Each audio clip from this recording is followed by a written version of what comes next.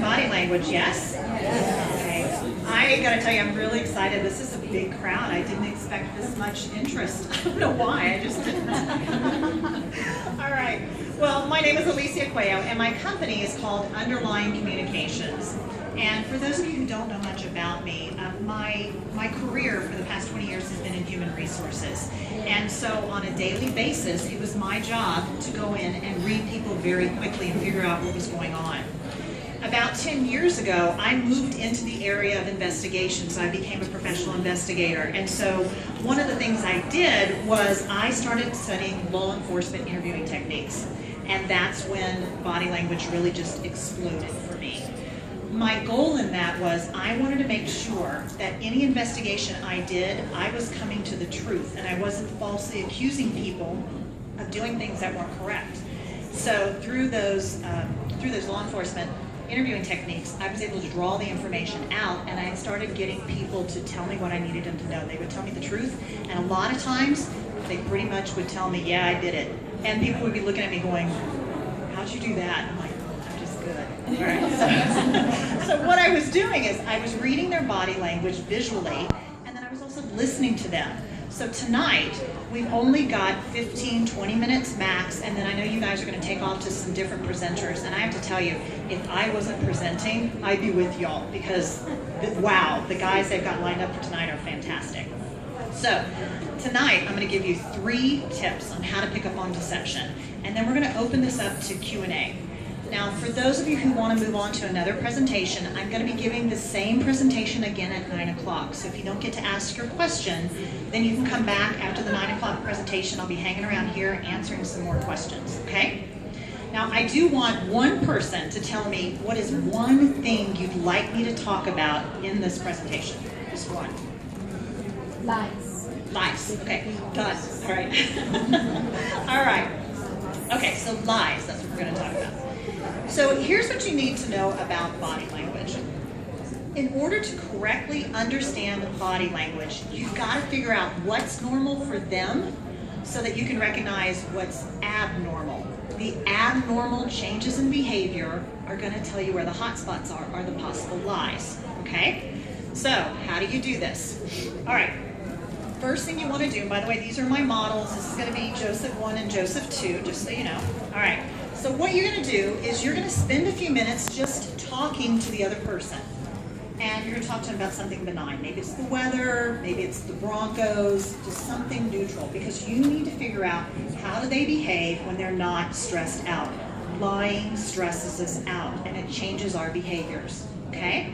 So what you're going to do is as you're talking to them, you're looking at them from head to toe. Now, here's the deal with that. Ladies, we have a much bigger line of vision. So we can very subtly look at somebody from head to toe, and chances are they're not going to know what we're doing.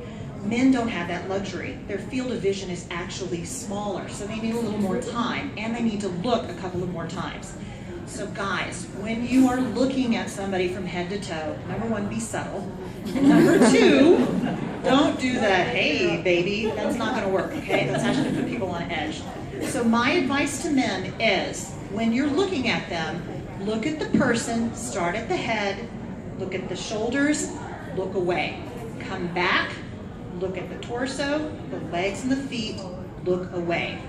Ladies, it's a lot easier. We can usually get this information right away. So as I'm talking to this person, this is going to be Joseph, this is my nephew. What I'm going to do is I'm going to look at his head. How's he holding his head? What's the look on his face? What's his posture? What's he doing with his hands?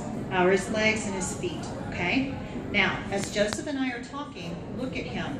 He's actually leaning towards me. That's a good thing. We lean towards people that we like or things that we like, okay? So as I'm talking to Joseph, I'm watching him. Now, Joseph came to visit me at Christmas time, and he came with one of his college friends. He's about 24. And I rented a condo in Breckenridge, and they went up and apparently had a really good time. So I told, Lie? no, that wasn't a lie. They had a good time. There is now a big old hole in the carpet in the hallway. So my job is to find out what happened. So as I'm talking to Joseph, hey Joseph, how was Breckenridge? What did you do? What did you see? How many runs? And I'm just looking at him from head to toe, okay? So here's tip number 1. Remember, I'm giving you 3 tips. Now I'm moving into what happened with the carpet. So as I ask him, you keep a neutral voice. And the reason you want to do that is anytime you speak in an accusatory tone or anger, the other person shuts down or they become defensive, and you actually start to get bad body language signals because now they're nervous. So you're not getting the right signals for the right reasons. So I'm going to say, so Joseph, do you know what happened to the carpet in the hallway? And then I'm going to watch and I'm going to listen to how he responds to me. So this is when we were talking about the weather and Breckenridge. And now this is how he stands when I say, do you know what happened to the carpet? So tell me what you see different about this one. Arms are crossed. Yep. Look at his posture. He's bigger. He pulled back. He pulled back. So, and these moved on the floor. They don't move on the carpet. So that's what you would look at. You remember, this is how he was when he was okay. This is how he is when he's on the defense. So I'm going to look at that and see, he got bigger than me. All right. So I'm going to look at him and I'm going to note the change in behavior. I'm also going to start listening to the voice, and I'm going to be watching him for changes in his physical, not only physical appearance, but his physicalness. I don't know what else to call that. So for example, dry mouth, or does he touch his neck? Now here's the interesting thing about the neck. When we're very stressed out, if we will touch the head or the neck, it'll calm us down. It's also a huge red flag. You've upset them about something. So as I'm watching, I'm looking to see, did Joseph touch his neck or his head? And if he did, that's even a bigger red flag than his body changing, okay? Now, does anybody know about the nose? No? All right. So here's, I know someone's doing this. All right. Now, here's tip number 2. This is awesome. This is so cool. All right, so here's what we know about the nose. When we lie, it stresses out the body, and it actually engorges the tissue on the inside of our nose, and it makes you want to rub your nose. Do you know who did this? Who's so famous for doing this? It was Bill Clinton in the Monica Lewinsky trials. So if you will go back to YouTube and find those clips, every time he lies, he does this. So they were able to go back and prove that he was lying. So scientifically, they have proved that. Now, what I want you to understand with all of this is, in order to correctly interpret body language, you need more than one signal. So if Joseph does this, it's just a signal to me there's something there. And I'm going to talk about this in a second. Now, tip number 3. I'm going to listen. How does Joseph respond to the question? Does he get defensive? Does he get angry? Does he question my sanity? How many of you have asked a question and everyone's like, what? You're crazy, right? Okay. All right. That is a common technique used with liars. It's called gaslighting. Does anybody know what gaslighting means? You're raising your hand.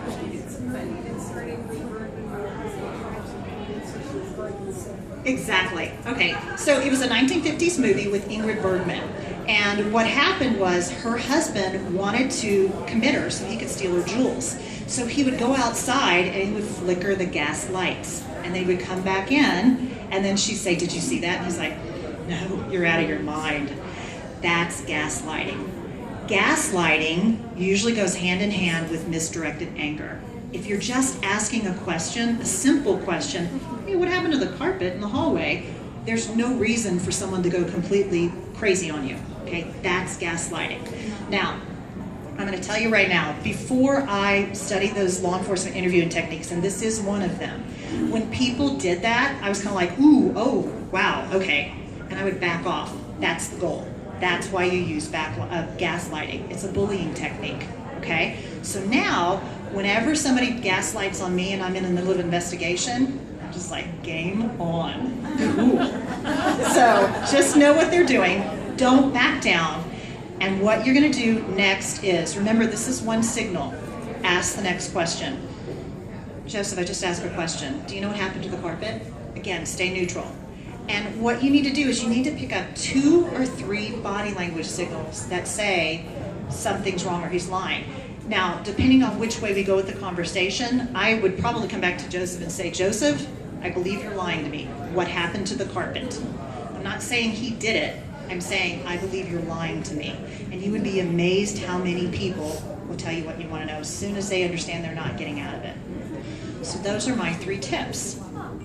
Now, the other thing I wanted to let y'all know is because we only have a little bit of time tonight, I want y'all to know that I'm giving a presentation in about 2 weeks called Deception in Body Language. And I have a sheet around here. Someone see that clipboard right there?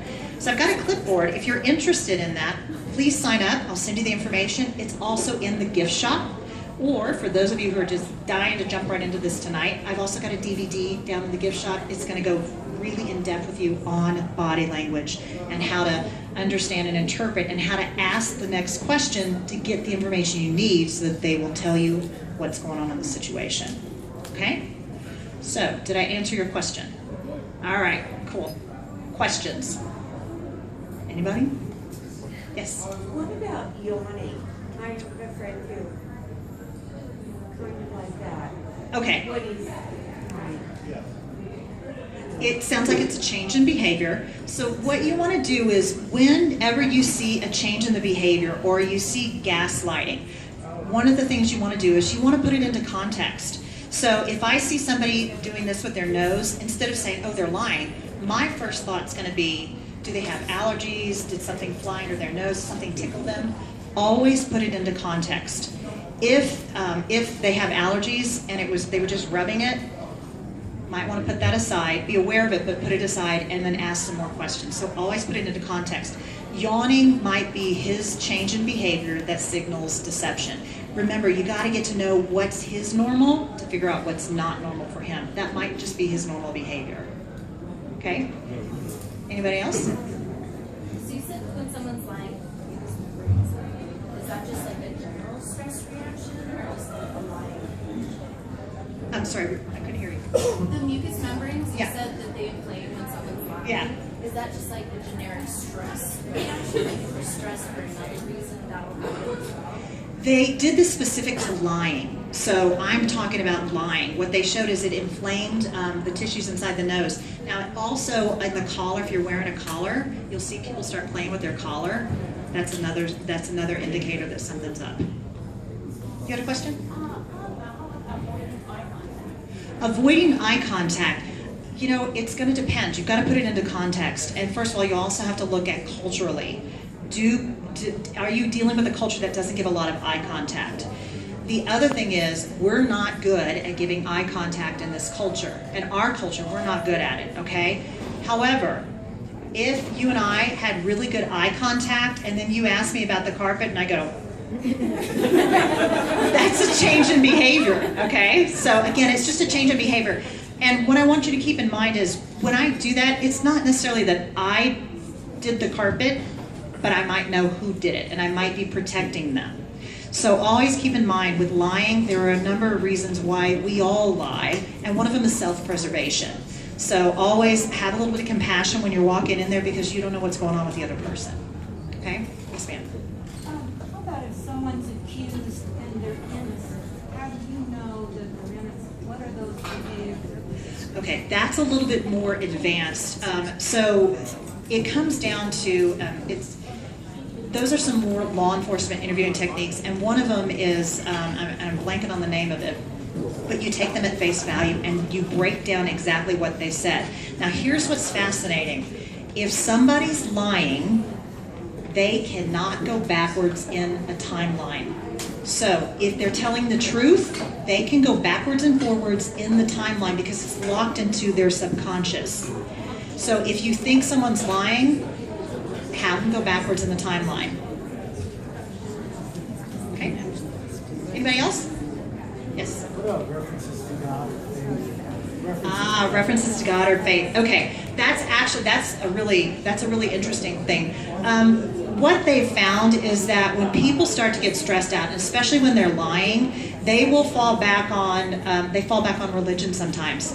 And what you learn about with that is neither here nor there. I don't give a banana if you go to church every Sunday. What happened with the carpet? Okay, so understand that is a technique, okay? And it's also a technique that people will use. So let's say the two of us went to the same church, and let's say Joseph goes, but Aunt Cece, we go to the church every Sunday. You know I would never do that. I do this, I do that, I do this. Okay, it's a technique to get me to back off because, oh yeah, he does go to church with me. Good people go to church. Okay, never mind. So just understand, it's just another technique to get you off the track. So always dismiss the noise and go back to what happened to the carpet. Yes? I'll follow up to this question. What I thought he was saying is if someone says, I swear to God I didn't do that. Okay, yeah. Is that what you were saying? No. Okay, did I answer your question? Yes. Okay, all right. So, I swear to God. all right. Okay.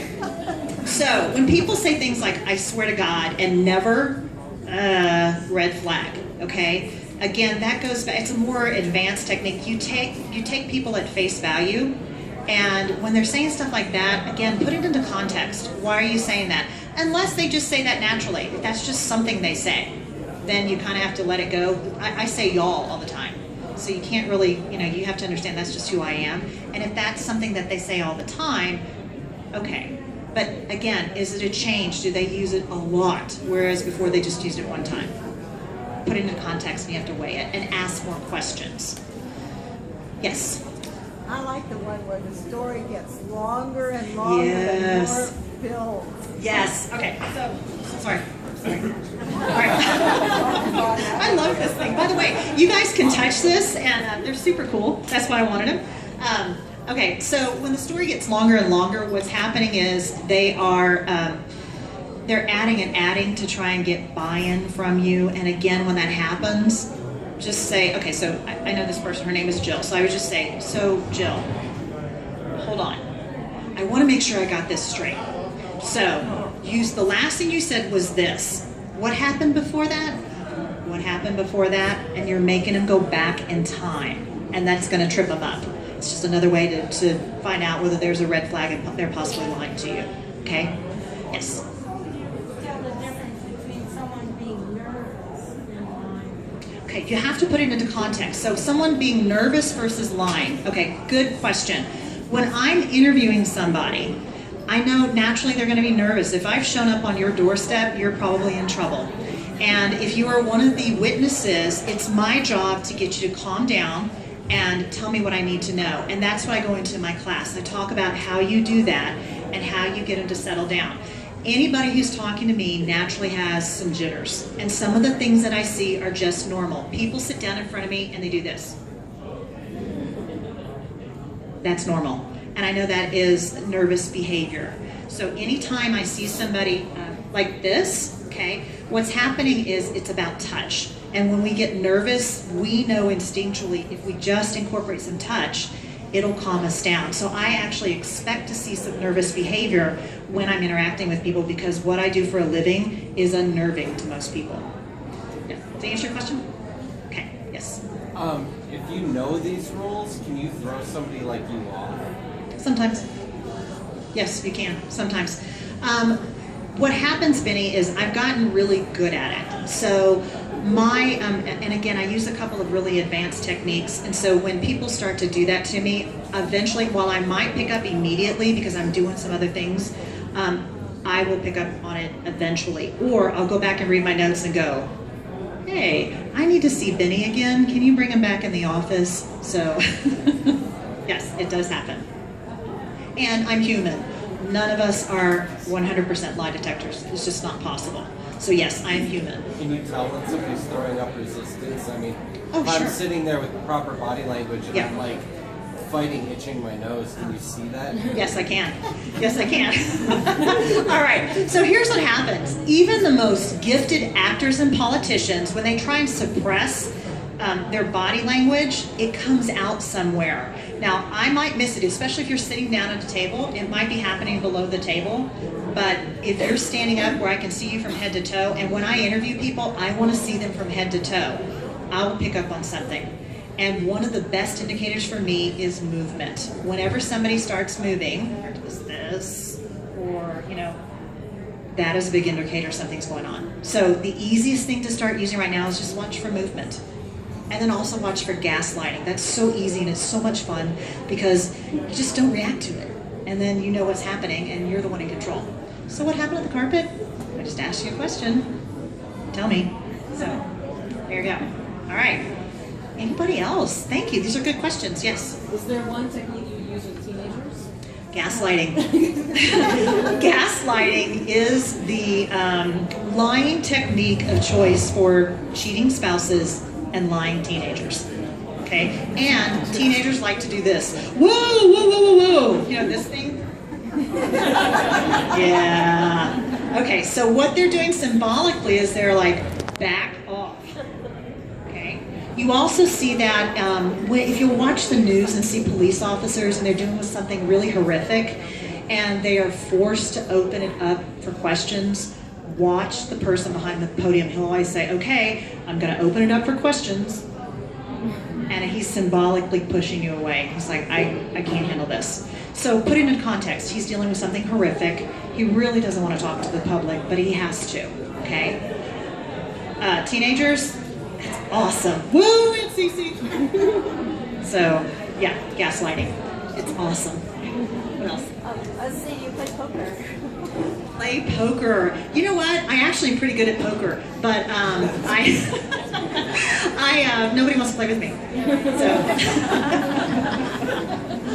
all right. Well, I think what time is it? Somebody? I don't want y'all to miss the other presenters. 8:20. Okay, we're good. We can keep talking, or y'all have a good next presenter. Thank you very much.